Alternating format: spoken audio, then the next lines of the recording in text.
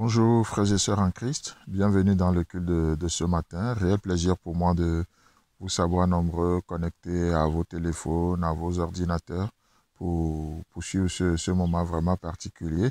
Peu importe le temps, la saison, la Bible nous dit que notre Dieu tantôt parle d'une manière, tantôt d'une autre. Donc je crois que le temps soit favorable ou non, Dieu agit encore de nos jours et son plus grand désir, c'est de pouvoir nous communiquer sa pensée, nous amener à faire un pas de plus avec lui. Et ce matin, il m'a été demandé de partager une portion avec vous. Et c'est vraiment un grand honneur pour moi. Et on va juste prier. Seigneur, je te prie ce matin de nous visiter, de nous faire du bien. Viens et parle à nos cœurs. Donne-nous la force qu'il faut, la provision qu'il faut pour que nous puissions aller de l'avant avec toi. Au nom puissant de Jésus-Christ. Amen. Alors, chers amis, vous savez que au travers la Bible déclare que toute écriture est inspirée de Dieu et utile pour nous enseigner, nous convaincre, afin que nous puissions recevoir instruction, n'est-ce pas? Alors, au travers de ces moments particuliers que nous sommes en train de traverser, j'ai eu à cœur vraiment d'aller dans les Saintes Écritures, de chercher qu'est-ce que Dieu pense du confinement.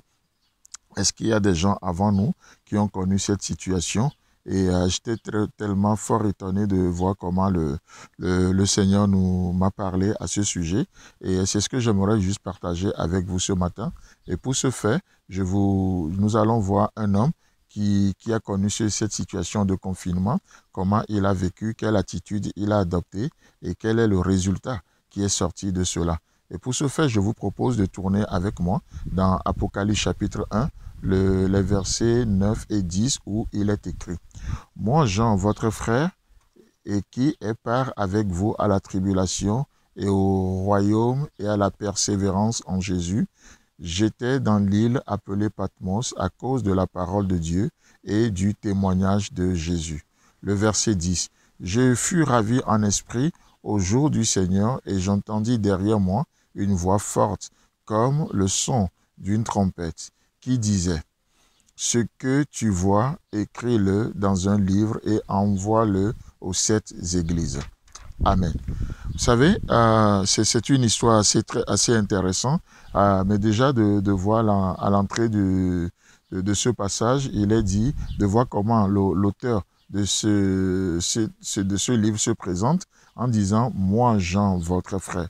Et j'aimerais attirer notre attention sur cette simplicité, sur cette humilité de l'auteur. Moi, Jean, votre frère.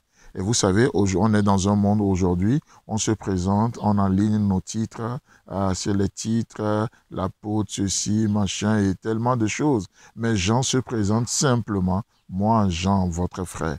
Et ce faisant, Jean est en train de nous dire par là: écoutez, je suis de la même nature que vous.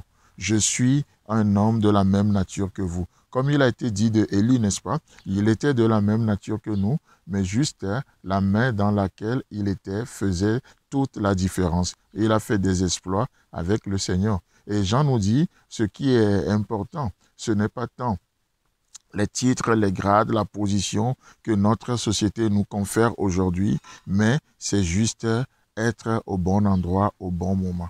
Être au bon endroit au bon moment, c'est-à-dire entre les mains de Dieu. J'ai l'habitude de dire que pour moi, le bonheur, c'est de savoir que ce que je dois faire, c'est ce que je suis en train de faire.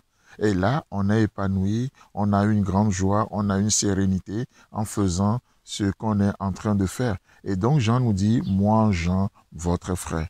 Chers amis, chers frères et sœurs, chers internautes, vous n'avez pas besoin de grandes choses pour expérimenter Dieu aujourd'hui. Juste l'humilité qu'il faut. En ce moment de confinement, si vous suivez déjà bien les actualités, oh, combien de couples, combien de familles vont connaître de tellement de violences, violences conjugales, violences des parents sur des enfants. Juste pourquoi? Parce que les gens n'ont pas appris à vivre ensemble, les gens n'ont pas développé l'authenticité au sein des couples, des familles.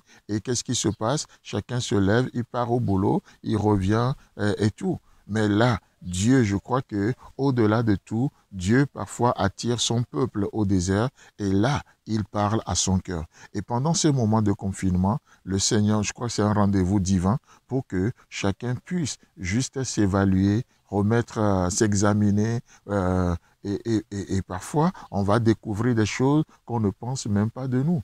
Des erreurs, des failles, mais que le Seigneur juste donne cette attitude, cette sagesse. Comme Pasteur Georges le disait dans le culte de jeudi passé, que si quelqu'un manque de sagesse, j'aime bien l'humour de Dieu, comme si on en avait. La simplicité devait être, puisque vous manquez de sagesse, puisque vous n'en avez pas, demandez à Dieu et il vous la donnera. Mais Dieu dit si quelqu'un manque de sagesse. Et vous savez, il fera toujours appel à notre humilité, de reconnaître les choses, de reconnaître, oui Seigneur, ces moments de confinement révèlent les failles qu'il y a dans mon couple. Alors, je viens vers toi. Apprends-moi à vivre. Ce moment révèle les faiblesses dans l'éducation, dans mon rapport avec mes enfants. Alors, Seigneur, instruis-moi. Oui, Seigneur, ce moment révèle les failles qu'il y a dans ma communion même avec toi. Parce que jusque-là, certains vont réaliser que longtemps, ils ont donné procuration de leur foi à d'autres personnes qui prenaient des décisions à leur place, qui vivaient, qui organisaient les programmes pour eux. Et c'est plus facile comme ça. Mais là, on va devoir traverser toute une journée, toute une semaine, et nous devons faire nos programmes et gérer nous-mêmes. Et c'est là, on va voir aussi là où nous en sommes dans notre relation avec le Seigneur. Vous savez? Et donc, Jean, pour revenir à notre test, Jean fut confiné sur une île particulière. Cette île s'appelait Patmos. Aujourd'hui, on l'appelle Palmosa.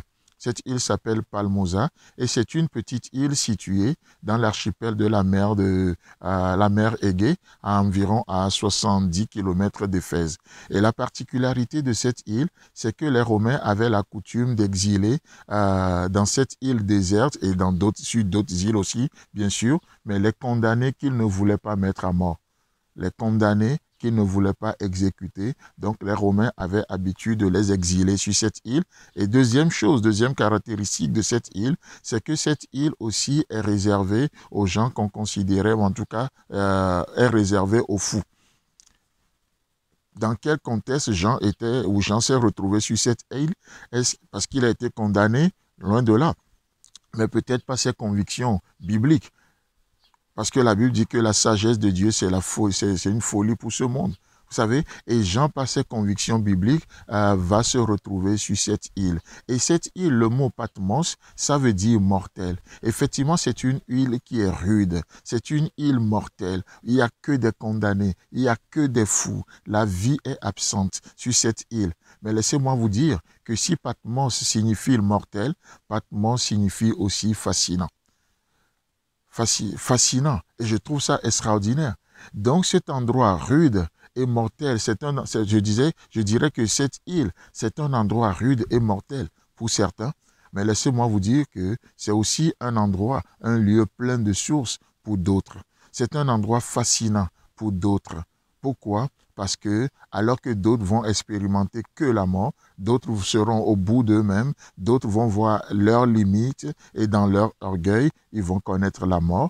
D'autres seront dans la même situation, au bout d'eux-mêmes, ils vont voir leurs limites, leur manque de sagesse, ils vont voir tellement de choses, mais qu'est-ce qui va se passer? Ils vont se tourner vers Dieu, vers Jésus-Christ dans la situation. Ils vont crier à Jésus. Et vous savez, cet endroit rude, cet endroit de mort va devenir un endroit de vie. Cet endroit va offrir un nouveau départ à plein de personnes. Et c'est ça, au fait, la situation de Jean. Lorsque nous étudions, nous voyons un peu le contexte dans lequel, les circonstances de cette vision, on voit que Jean était à Patmos, sur cette île, et il fut ravi en esprit, et il va entendre une voix qui va lui ordonner d'écrire aux 7 églises. Sur cet endroit, sur cette île rude, sur cette île mortelle, Jean va recevoir la plus belle des révélations, le livre d'Apocalypse. Jean va écrire, va nous donner la plus belle des écrits du Nouveau Testament, le meilleur des révélations, l'Apocalypse. Il va nous décrire, va recevoir une vision extraordinaire. Qui est notre Seigneur Jésus? Qui est Dieu? C'est quoi ses projets, ses plans, ses intentions nous concernant? Et aujourd'hui, nous serons devant ce merveilleux bouquin qu'est le livre d'Apocalypse.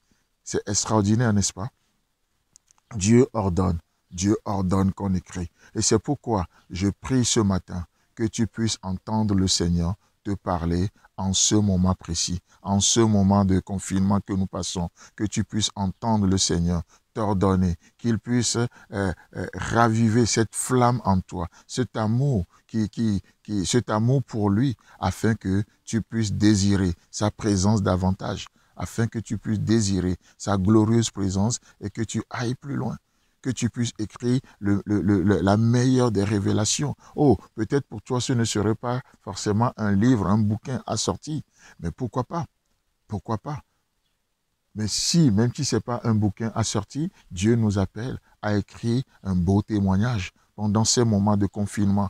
Malheureusement, certains, qu'est-ce qu'ils vont faire? Ils vont connaître que de la dépression, ils vont déprimer. Je parlais tout à l'heure de la violence conjugale, la violence des parents sur les enfants. Oh, qu'on ne nomme pas ce genre de choses au milieu de nous.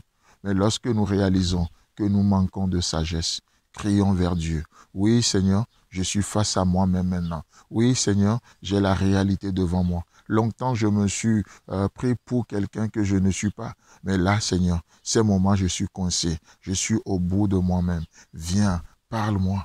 Parle-moi. Et je crois que si telle est notre prière, alors que le message de ce matin va venir, le Seigneur est prêt à nous parler. Le Seigneur est prêt à nous communiquer ses pensées, qu'il nous ravit ce matin, qui nous enlève, qui nous amène à une communion. Comme Jean, au verset 10, fut ravi en esprit au jour du Seigneur. Oh, je prie que tu sois ravi ce matin, parce que c'est le jour du Seigneur. C'est un jour nouveau. C'est ce jour que le Seigneur a choisi pour te visiter aujourd'hui, et que tu puisses entendre derrière toi cette voix de Dieu, cette voix forte qui te dit, qui te donne des consignes, qui t'instruit, qui te montre la voie à suivre. Chers amis, chers frères et sœurs, chers internautes, que le Seigneur vous bénisse, qu'il vous fasse du bien, et Dieu voulant, on est ensemble pour la suite.